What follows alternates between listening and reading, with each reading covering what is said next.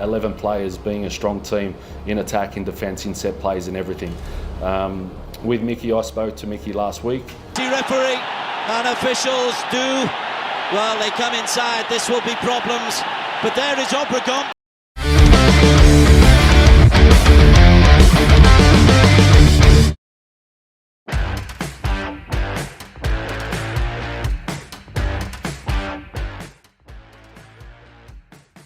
Senyum bangga terpancar dari wajah guru Patrick Kluivert. Ya, pelatih asal Belanda itu mengagumi bagaimana mantan anak asuhnya kini menjadi otak di balik pemilihan skuad Garuda. Dengan cermat dan penuh perhitungan, Kluivert menunjukkan bahwa Indonesia tak lagi sembarang pilih pemain. Bahkan, strategi yang ia susun untuk melawan Cina dan Jepang pun mendapat pujian tersendiri. Jan Olde yakin pemain-pemain pilihan Patrick Kluivert adalah yang terbaik karena sudah tahu bagaimana cara juru taktik timnas Indonesia itu memilih skuad berkualitas. Sekedar informasi, Jan Olde pernah menjadi guru alias pelatih Patrick Kluivert saat masih ada di Akademi Ajax Amsterdam pada medio 1990-an. Oleh sebab itu, keduanya pun memiliki hubungan yang cukup dekat, terlebih sama-sama dari Belanda. Lebih lanjut, ia menilai kualitas Patrick Kluivert saat meracik timnas Indonesia tidak usah diragukan lagi. Terlebih, timnas Indonesia saat ini banyak diperkuat pemain-pemain keturunan yang berasal dari Belanda. Jan Olde mendoakan Patrick Kluivert bisa sukses bersama timnas Indonesia dan lolos ke Piala Dunia 2026.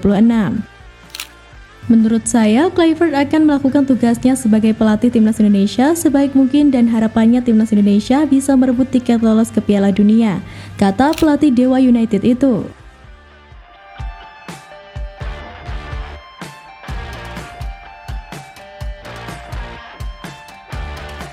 Namun, ketika Indonesia mulai menunjukkan taringnya di panggung internasional, tetangga dekatnya justru mulai tertinggal jauh. Perbandingannya pun makin terlihat jelas. Harimau Malaya akan menghadapi agenda yang cukup sibuk dalam waktu dekat. Setidaknya ada 3 pertandingan yang harus mereka mainkan dalam periode Mei sampai Juni. Tim besutan Peter Klamovski akan berhadapan dengan timnas Tanjung Verde sebanyak 2 kali.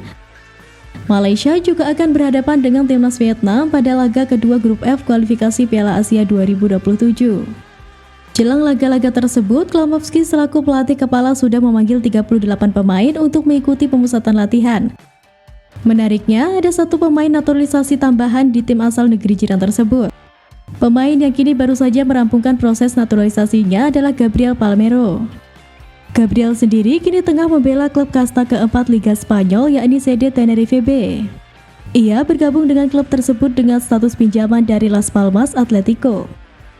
Gabriel Palmeiro secara resmi menjadi pemain terbaru yang bergabung dengan skuad tim nasional Malaysia untuk FIFA Day bulan Juni ini.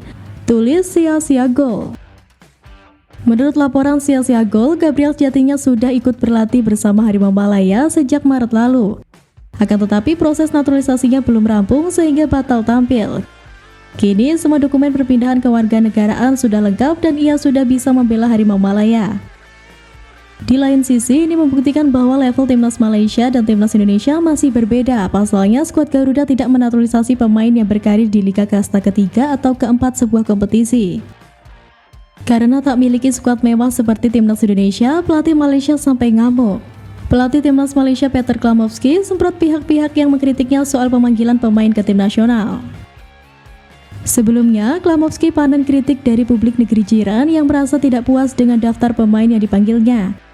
Terutama tidak dipanggilnya Adam Nur Azlin dan Sergio Aguero dari klub Sri Pahang yang dinilai tampil impresif sepanjang musim ini.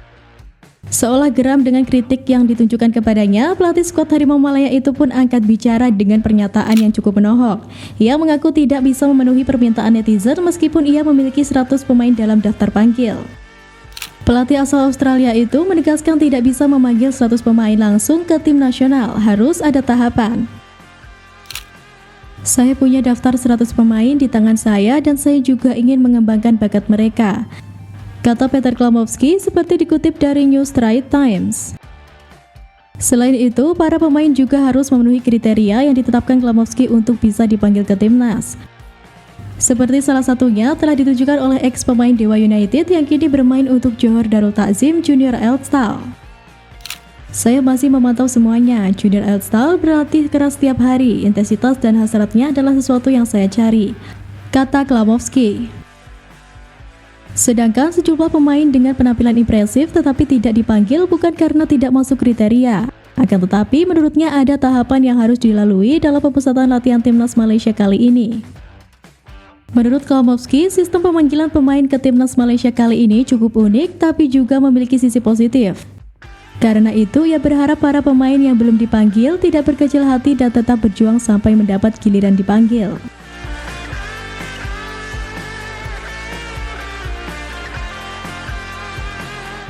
Dan ternyata masalah Malaysia tak berhenti di lapangan saja. Di tribun pun muncul ancaman yang tak kalah serius. Konfederasi Sepak Bola Asia menjatuhkan hukuman denda untuk Johor Darul Takzim akibat supporternya yang berperilaku anarkis.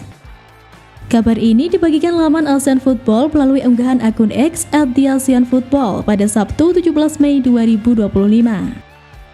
Dalam unggahan tersebut, klub yang dibela bek timnas Indonesia Jordi Amat itu didenda sebesar $24.000 Amerika Serikat.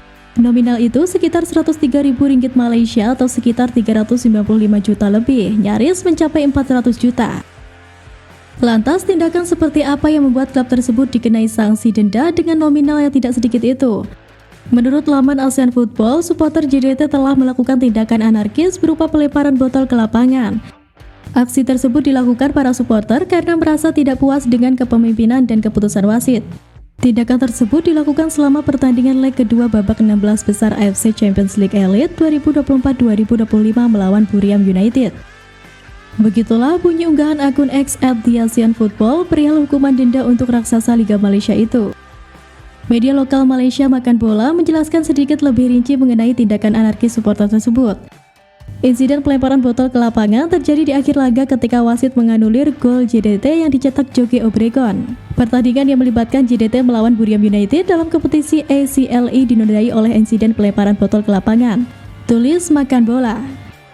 Dalam laga ini, Johor Darul Takzim kalah tipis dengan skor 0-1. Buriram United menang lewat gol sematawayang Supanat Mueanta.